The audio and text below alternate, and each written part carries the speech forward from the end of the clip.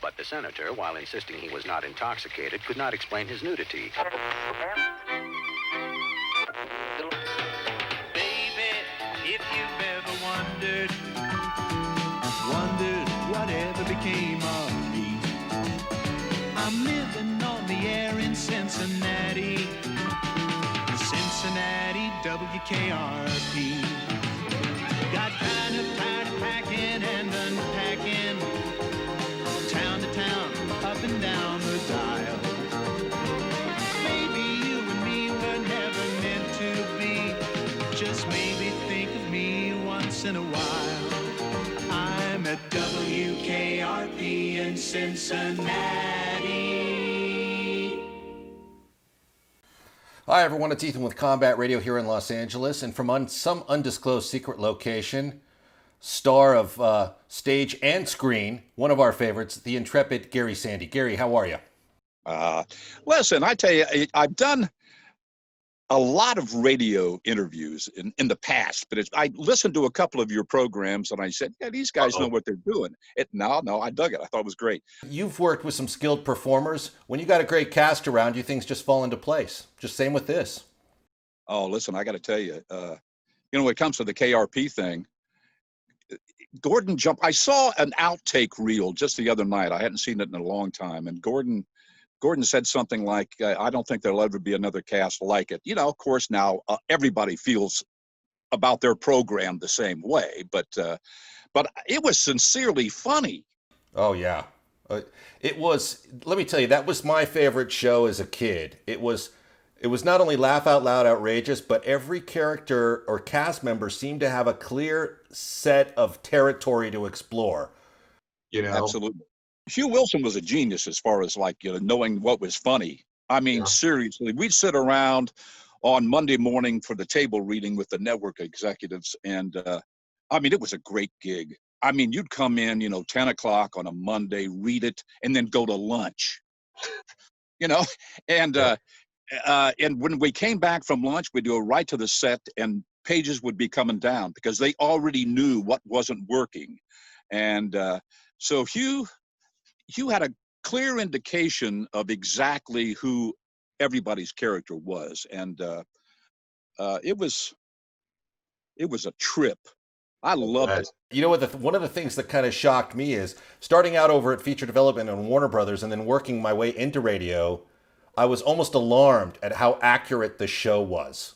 Well, he brought people around that were a part of radio. I mean, there was a guy, Steve Marshall, who was the program director of KNX-FM in LA, and I went over and talked with him a few times about what a program director would do, and he wanted to submit a script, and he wanted to give it to me, and I said, don't do it that way because they won't take you seriously if I walk in and give the script to them.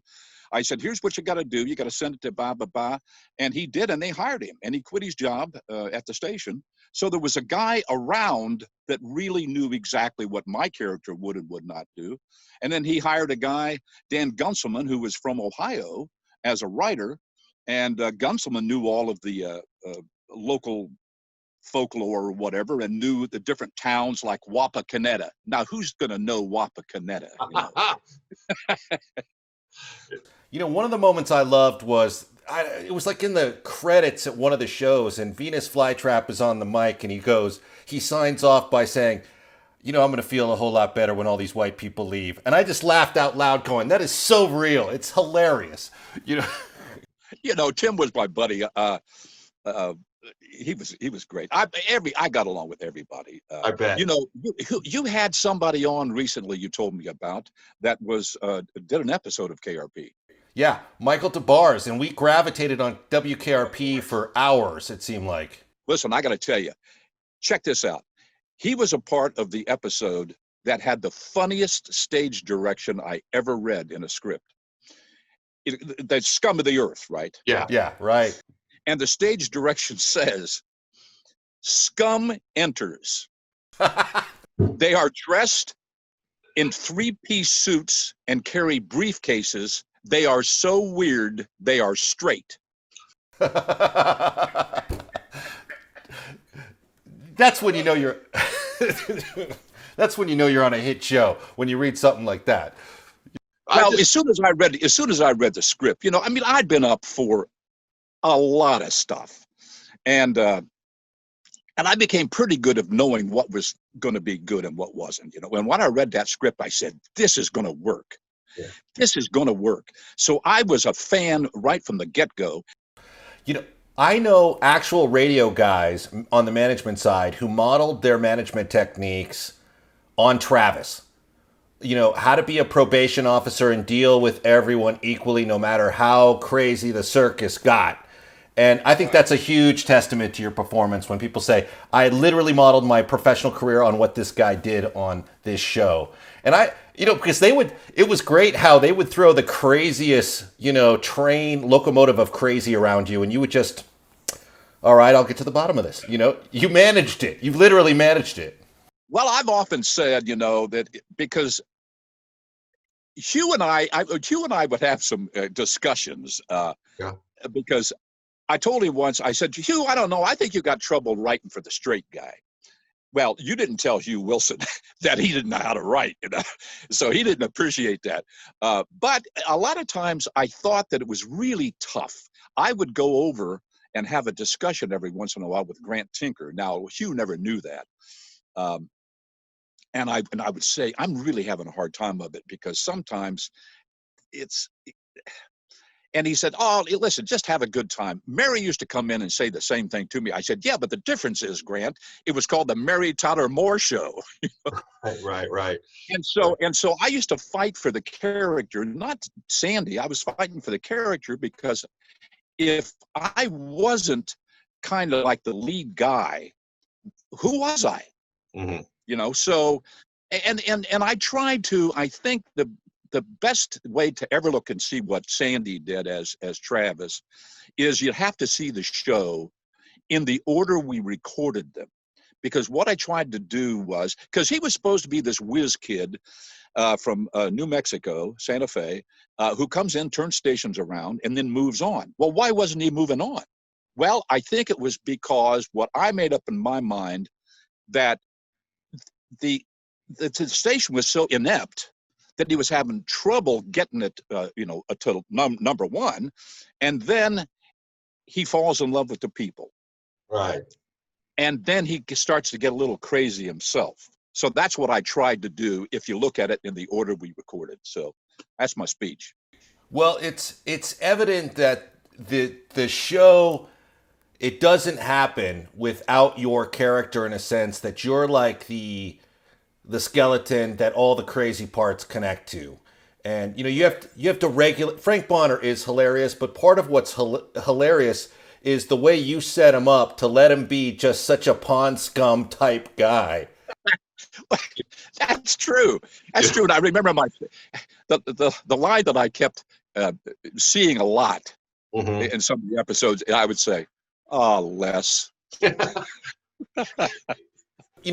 There's so many classic moments, but do you have a moment that sticks out and goes, "Man, I nailed that take. That's my personal highlight right there."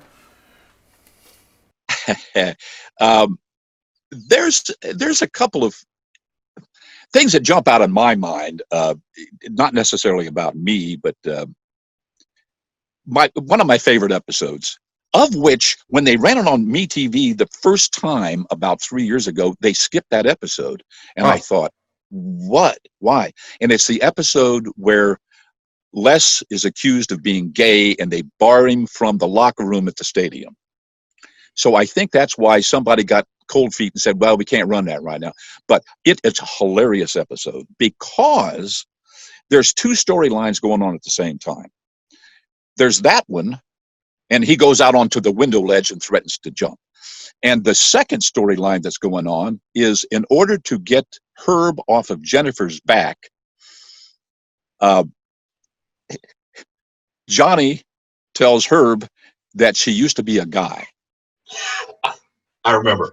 Right? Hilarious. Used to be a guy. So when people are talking about the two storylines, they get them mixed up because they think that they're talking about the other thing. It's really funny. And the take that Frank Bonner did when he says, now look, I just don't tell anybody else. He says, I won't. What is it? Herb, our beautiful Jennifer Marlowe, beautiful receptionist, used to be a guy. And Frank Bonner does this take that lasts 15 seconds at least, and then he,